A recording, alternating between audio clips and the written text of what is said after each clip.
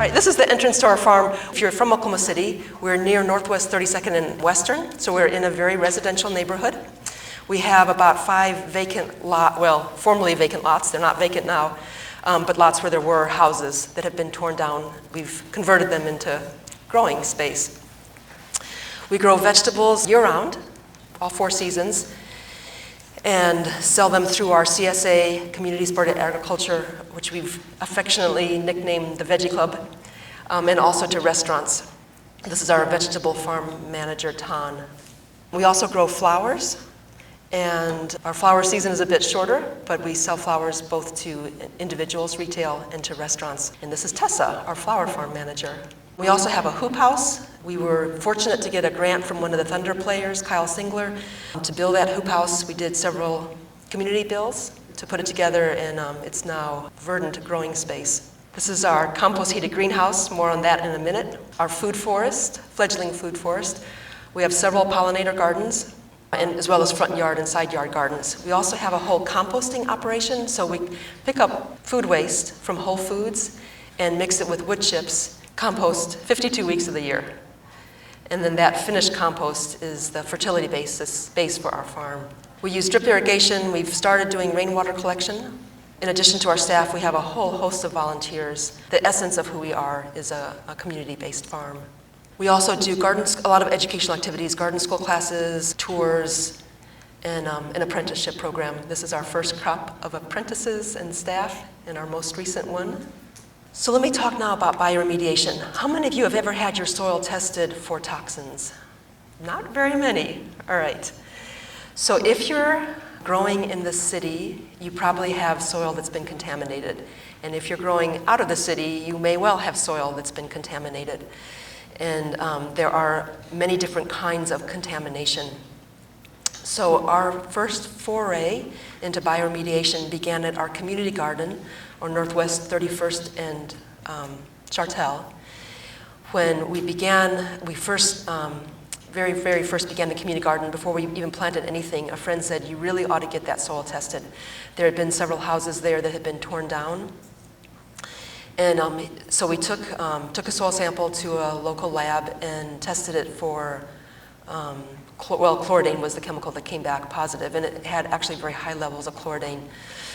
Anybody know what chloridane is? It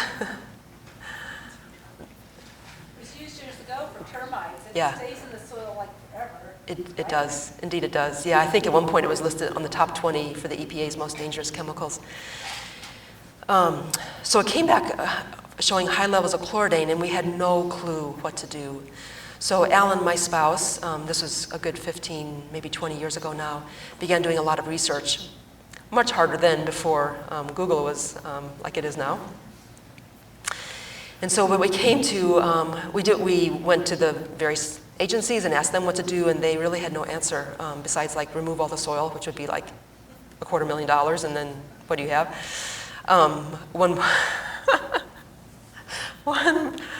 One person in the agency said, we'll just build a house on it and don't have a garden, which I thought was really ironic, because what do you have in houses? Often children, and what do children do? They play outside in the soil. So what we came to was that there are actually biological responses to human-created toxicity, which I think is just amazing that nature has answers for things that it didn't create. So we began a process, this was at our community garden, we began a process of bioremediating for chloridane, and we tested the soil every 6 months. And it went from, I don't remember now the numbers, but it went from a very high level, just gradually, every 6 months, lower and lower, until at the end of 2 or 3 years, we did one plot intensively and one plot less intensively, and it was down to 0. So what we did, 2 things. One, we planted cover crops and started to reintroduce microbial life into the soil. And the other thing is we just brought in literally a ton of compost and applied it over the soil and plowed it in. So we did intentionally till and plow the soil in order to aerate it. So one of the things about chloridane is that it tends to break down more in the presence of oxygen. So in this case, we were actually eager to break up the soil. If you garden at home, if you garden anywhere near the base of the house, you really ought to be testing for toxins. Chloridane, being a termiticide, was sprayed around the base of a house, and if a house was either had termites or was sold.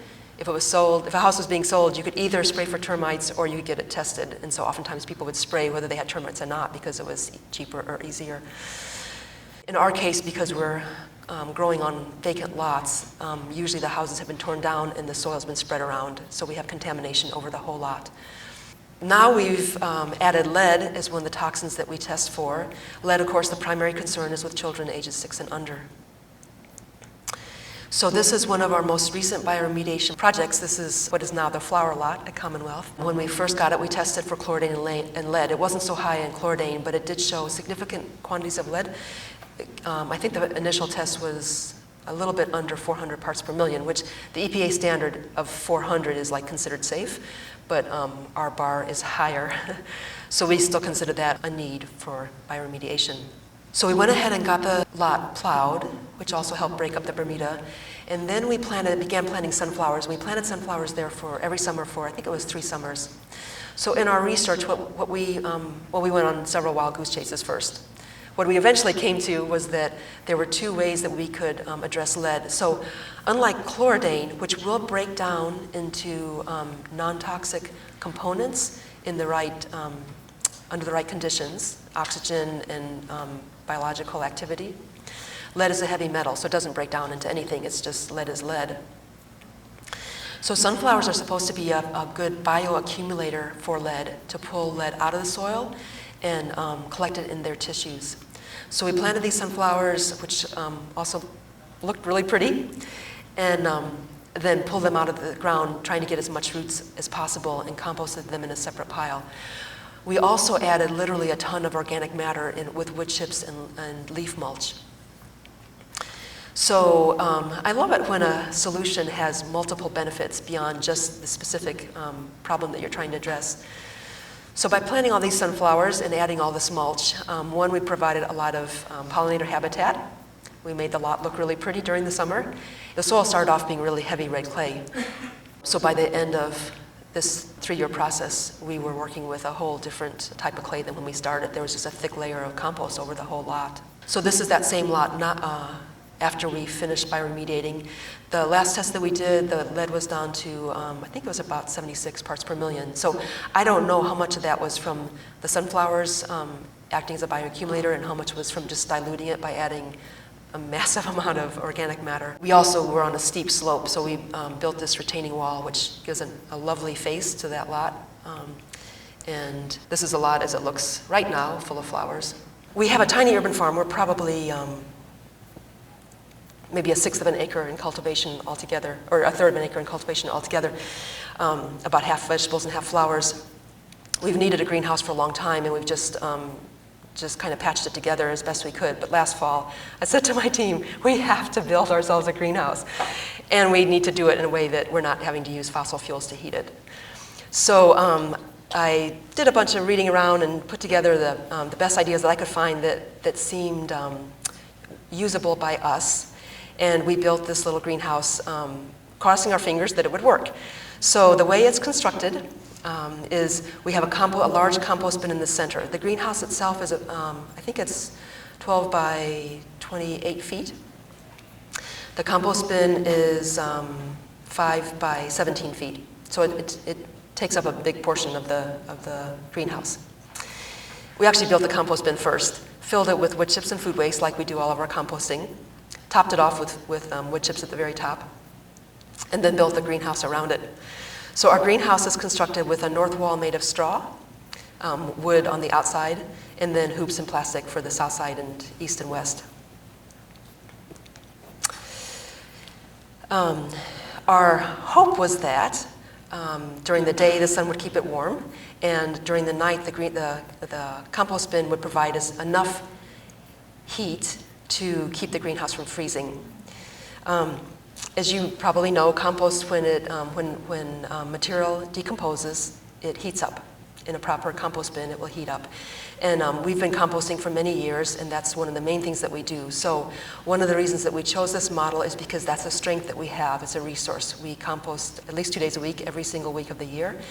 We have a team that's experienced, and we have a constant supply of materials to compost with. So What's right for your farm is not going to be exactly the same as what's right for us, but this is a model that really fit us well. So we built the compost bin. We got it finished, I think it was the end of December of 2018, and got the greenhouse up the first 2 weeks after that, and put in a couple temperature gauges and then crossed our fingers hoping it would work. So that compost bin maintained about 120 degrees pretty evenly, 115 to 120, from within maybe a week or so after we built it up through well into April, which was longer than I expected. It did, as compost decomposes, it does sink down, and so we did have to top it off a couple times. We used the top of the bin as a place to put seedlings, so we didn't lose the space that we were using for the compost bin. It just became our raised bed growing space. So one of the unexpected benefits that we got from this is that basically we had a 5-foot by 17-foot giant heating pad that provided heat 24/7 for free. We didn't have to get up in the middle of the night to put more wood in the wood stove. We didn't have to worry about running out of propane. We didn't have to worry about did somebody unplug the extension cord accidentally. One of the best things for me about this system is the simplicity once it's built, which is a little chunk of work for sure. But it just does its own thing with no monitoring really from us. So the surface of the compost pile stayed around 70 to 75 degrees for the early part of the winter. The compost bin did not keep the entire greenhouse that warm. It was just the seedling area. After we built this, as we began to use it, we were kind of figuring out how best to use it as we went along, because it was just a big experiment.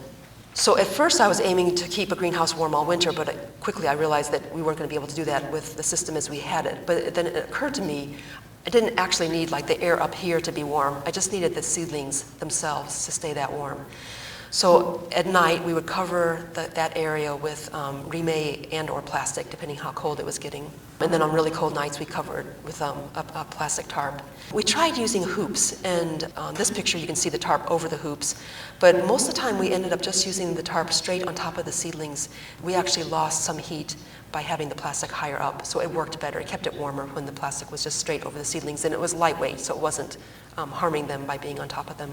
You may remember the very first week in March is when we had our coldest weather this past winter. It got down to about 12 degrees where we live, and I was kind of glad for it because I felt like it would really put our greenhouse to the test and we'd find out if it was going to work, but it also made me a little bit nervous. So we did buy a big tarp and put it over the outside for additional heat retention. I'm not sure it made that big of a difference actually. On the coldest nights that we had, when it got down to 12 degrees outside, we covered everything with 1 to 2 layers of plastic, and the coldest it got under the layers where the seedlings were, I think 48 or 49 degrees was the very, very coldest it got for a brief period as it dipped down at night. Most nights it didn't get below 60 degrees under there.